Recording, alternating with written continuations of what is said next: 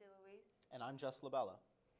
So tell me, Jess, how was your weekend? My weekend was a lot of fun. I actually had the opportunity to act in a Random Acts performance with a bunch of alumni. It was actually a benefit show for one of the members who had recently passed away. His name is Hooch, and he was a stand-up comic. And apparently he was a really great guy. So his family was there, and a bunch of alumni were there, and they all came and they acted with us on stage, and it was a great show. That sounds really great. That sounds really, really nice. I'm glad you guys could do that for somebody. Yeah, we raised some money for the family, so it was for a good cause. Oh, good. Yeah, this weekend I was rooting for FRS. They were nominated for an award at the IBS Awards for High Noon Friday. So that was really excited for them. That's very cool. So we have a lot of exciting news for you today. We have sports, weather, and more, including the crisis in Russia. For this week's Local Lowdown, we have some upcoming events that are happening before spring break. Tuesday from 2 to 5 p.m. in the Multipurpose Room, there is the Spring Job and Internship Fair. This event is hosted by the CDO and represents 10% of the internships that they offer. Stop by at any time during the event to gather more information for your future. On Wednesday, March 12th, there will be a roundtable discussion on the Ukrainian crisis from 4 to 5 p.m. The event features Dr. John Staples along with other school faculty and will take place in the Williams Center, room S204, A, B, and C.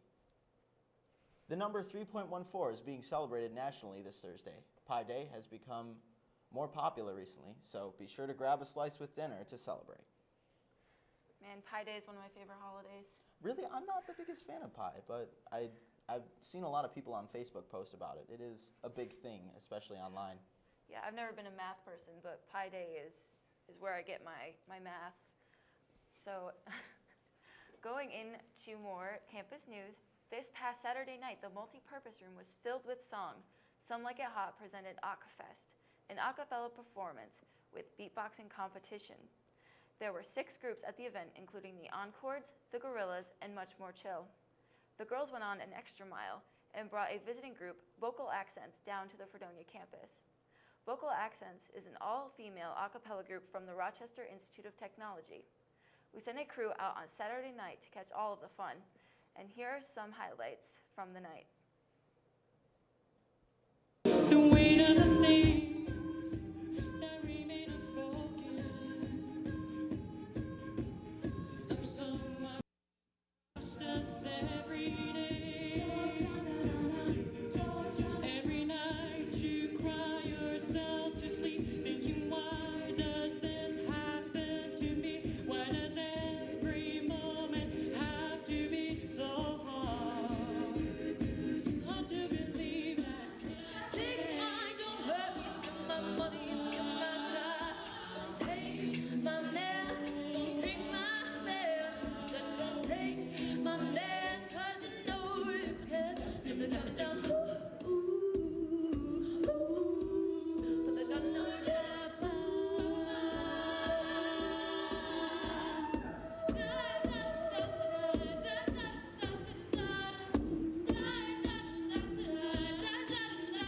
All I want is you, baby. Push your love, girl. Yeah, you know that you are. You wanna push your love, girl. Ooh, now you got me acting on that. So I wanna see it, baby. So gonna be my dinner, baby. 'Cause all I want is you, baby. One more time. So I wanna see it, baby. So gotta be my dinner, baby. 'Cause all I want is you, baby. I'm Paul Smith, and I'm the beatboxer for Premium Blends, and I'm in the Gorillas as well.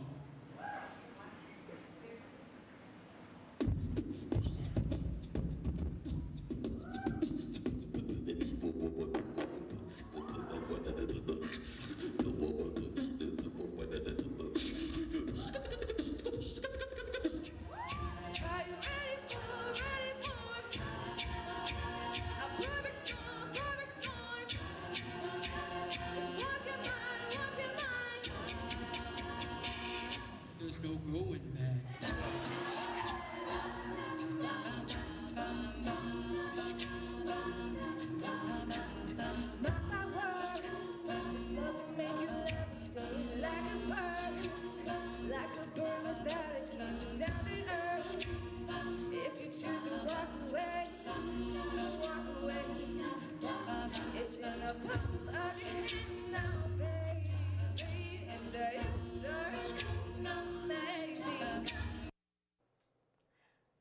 was really something. It definitely seemed like a fun time.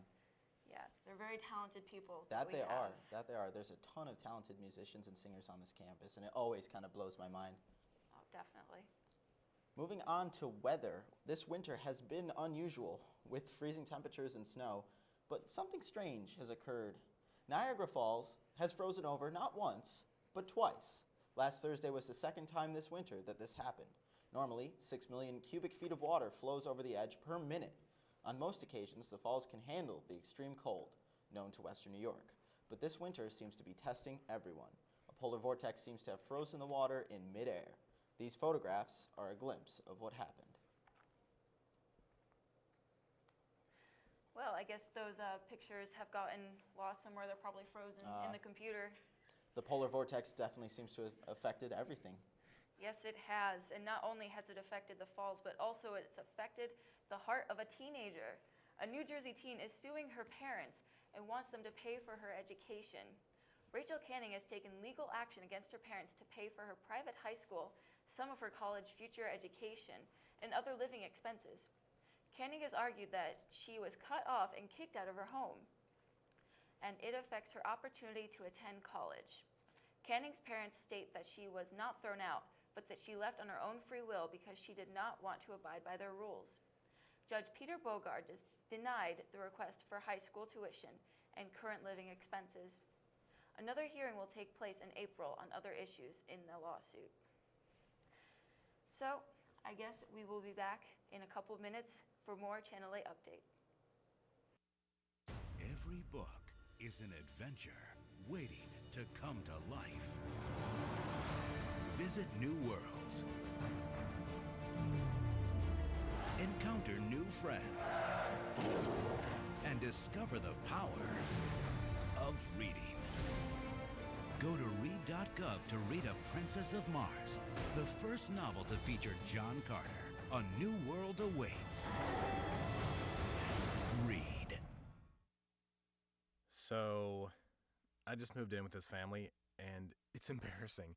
The little one, he likes to go outside and crawl around in the giant litter box. I don't know what he's doing. I mean, I was born and I knew how to use the litter box. Look at that. That's disgusting. Oh, poop already. You're making me nervous. Oh, okay, I can't look at this anymore. I really hope he grows out of this, for his sake.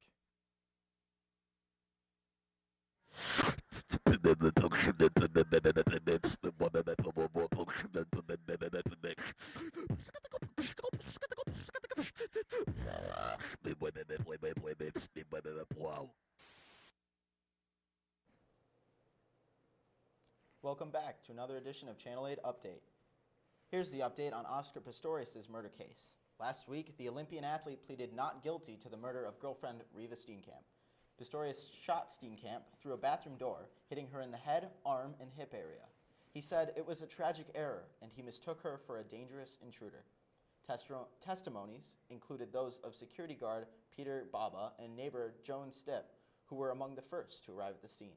The trial is expected to take at least 3 weeks. In South Africa, premeditated murder carries a mandatory life sentence, with a minimum of 25 years. If Pistorius is not convicted of premeditated murder, he could face a lesser charge of culpable homicide, which is a crime based on negligence, and could be looking at up to 15 years. Judge Tom Kazil Matilda Masipa will decide Pistorius' fate, as the country does not have a jury-based trial system. We will continue to keep you updated as this story develops. And on to more national news. Earlier today, pro-Russian activists forced themselves into a military hospital. While there, the staff was unable to leave the property or administer treatment to patients. This is not the only time that Crimea has reached the top headlines this week. The German Chancellor, Angela Merkel, had a phone conversation with President Putin yesterday on the referendum. If Crimea was to join Russia, the Ukrainian institution would be violated, and Merkel made this very clear. What will happen with the situation will become clear on March 16th when the referendum takes place. The struggle with who controls Crimea continues as Moscow refuses to recognize the new Ukrainian authorities. Crimea has many ties to Russia and thousands of Russian troops stationed there. Putin claims that he has a right to protect all of the Russians that are living in the former Soviet Republic. While some people think that Crimea joining Russia would be as good as an idea, as history and culture are similar, there are people who feel differently. CNN got an interview with the man of the anti-Russian protests. He said it will be very complicated because of economics, and a lot of different nations live there. Not only Russians, not all of the people want to be part of Russia. It's kind of a show, Putin's show.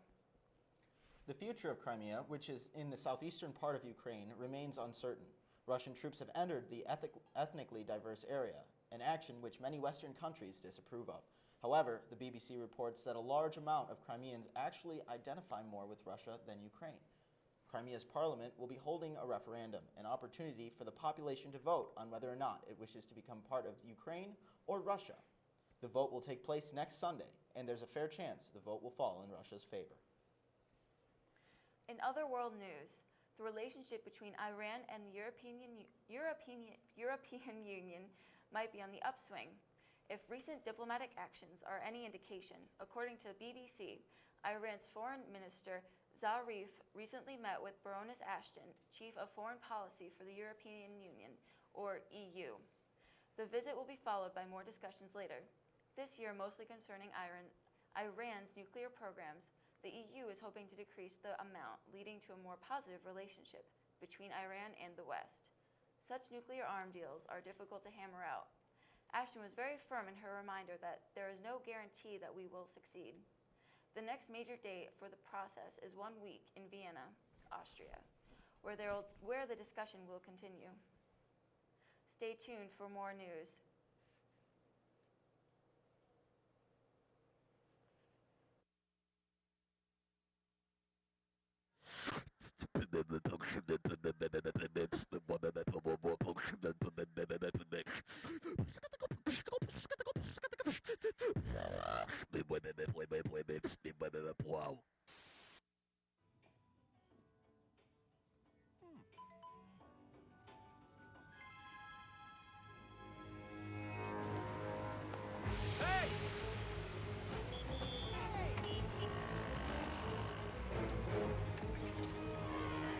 Turn here.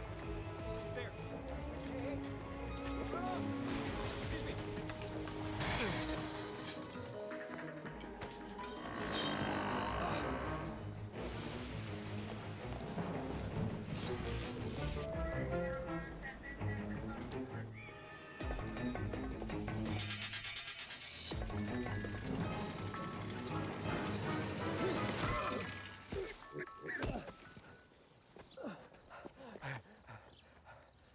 So, same time next week? Well, of course. Put away a few bucks, feel like $1 million. For free tips to help you save, go to Feed the Pig. Hello and welcome back to Channel 8 Update.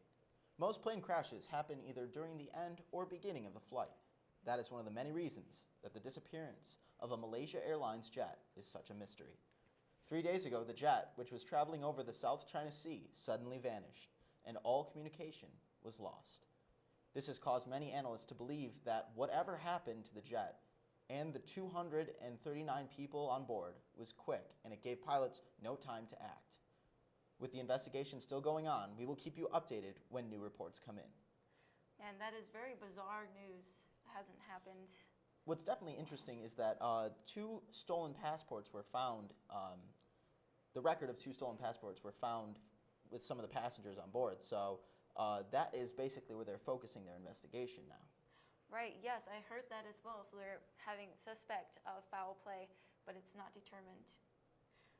They were thinking it might be due to the weather, but probably not. But speaking of weather, here is this week's weather. The weather is looking up, minus Wednesday. Spring is on its way. Snow is melting, and water is piling up. Tonight has a low of 33 and should be rather windy. Tomorrow is supposed to be cloudy with a high of 42 and a low of 28. Wednesday is looking downright frigid and snowy. The high of the day is 31 with a low of 4 degrees. The upsetting part here is that the fact that they are calling for 4 to 8 inches of snow. Never fear though, while Thursday is still cold with a high of 16 and a low of 8, Friday is a high of 42 and a low of 30. The driving conditions should be good for everyone trying to get home for spring break. In national news, a police officer in Oklahoma helped 2 sleepless girls feel safer at night. How? By leaving them a note at their doorstep. Aubrey Craig and her sister Ava were anxious that something would happen to them when they were in bed. The girls even had a golf club and a baseball bat next to their bedside. Lieutenant Paul Barber of Edmond, Oklahoma Police Department heard about the girls' problem. During his graveyard shift, he wrote them a handwritten letter telling them that he patrolled the neighborhood and they were out of harm's way. The girls are now able to rest easy at night. Wow, that's very It's comforting. a cool story, kind of Yeah. little random act of kindness. I know I would feel a lot better. Mm-hmm. No, UP, University Police, that would be nice, if they could do that kind Leave of little thing notes sometimes. on the dorms, just hey, we're watching out for you. Yep. More campus news. Over the weekend, members of Fredonia State Indoor Track and Field team traveled to Boston, Massachusetts to compete in an ECAC Division III Indoor Track and Field Championship. Sophomore Eric Williams finished 4th place in the 60-meter high hurdles. Anna Domberker finished 5th in the 200-meter sprint, as well as the 60-meter dash. During her race, she broke her own record as the season came to an end. Overall, Fredonia State has earned 10 points at the ECAC Championship. And continuing on with sports, this week a high school hockey championship in Columbus, Ohio caught media attention as it went into overtime, not once, not twice, but 7 times. Both teams were looking for a win, but were so evenly matched that the game resulted in a tie. The Ohio School Athletic Association called the game because of player safety concerns and declared both teams as co-state championships. And more in sports, but not local sports. Professional tennis player and defending championship Rafael Nadal needed to take a short break during his match on Saturday. While resting in between sets, Nadal spilled water all over his shorts and asked the umpire to take a break. He left to put on a dry pair of shorts and then came back to win the match. That's really funny. Yeah. Actually, I believe that he has a history of very odd injuries during matches, like burns and like burned fingers or some strange stuff like you wouldn't normally expect in a tennis match. Yeah, usually you hear of soccer players, getting injured and overreacting. Yeah. But tennis, that's something I've never really thought about in sports injuries or sports That's mistakes. very true, yeah. But that's still very funny, just spilling water all over your shorts. I feel like I wouldn't be able to concentrate, especially with like cameras pointed at me. I feel like that would be really awkward. It would be. It definitely would be. I spilled coffee on my lap on the way to the doctor once, and I know that wasn't fun. Can't imagine how it would be on national television. Mm-mm. So anyway, I guess that's it for us at Channel 8 Update. I'm Cassandra DeLuise. And I'm Jess Labella.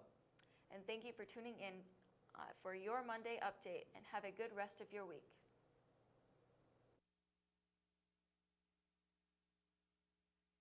Every book is an adventure waiting to come to life.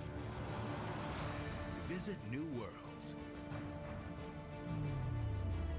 Encounter new friends. And discover the power of reading. Go to read.gov to read A Princess of Mars, the first novel to feature John Carter. A new world awaits.